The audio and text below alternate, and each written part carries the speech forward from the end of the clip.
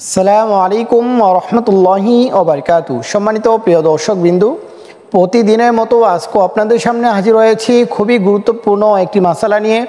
সম্মানিত প্রিয় দর্শকবৃন্দু, আজকে আপনাদের সাথে আলোচনা করব, যদি কোনো ব্যক্তি নামাজের মধ্যে শুধু হাতটা বাঁধলো কিন্তু মুখে তাকবীর উচ্চারণ করলো না, আল্লাহু আকবার না বলে সে শুধু হাত বেঁধে ফেললো, তো সেক্ষেত্রে তার নামাজের হুকুম কি?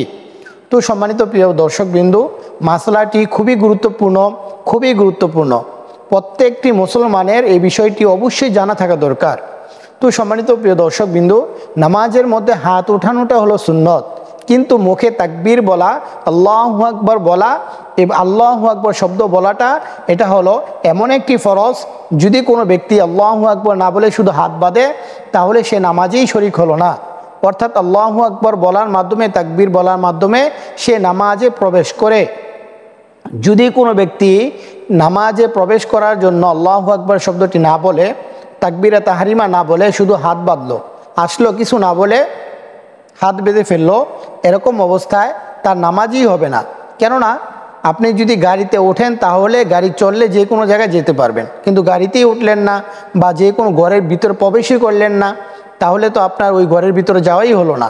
তো যখন আপনি নামাজটি আদায় করতে যাবেন, তো তাকবীর তাহরিমা না বলার কারণে আপনি নামাজ শুরুই করেন নাই, তো সেই জন্য আপনার নামাজটিই হয় নাই। তাই যদি কোনো ব্যক্তি এরকমভাবে নামাজে দাঁড়িয়ে যায়, আল্লাহু আকবার না বলে শুধু হাত বেঁধে ফেলে, তাহলে তার জন্য পুনরায় নামাজ পড়তে হবে। এ বিষয়ে ফতোয়া রয়েছে রদ্দুল মুহতার 2 নম্বর খণ্ড 178 নম্বর পৃষ্ঠা, ফতোয়ায়ে তাতারখানিয়া 2 নম্বর খণ্ড 48 নম্বর পৃষ্ঠা।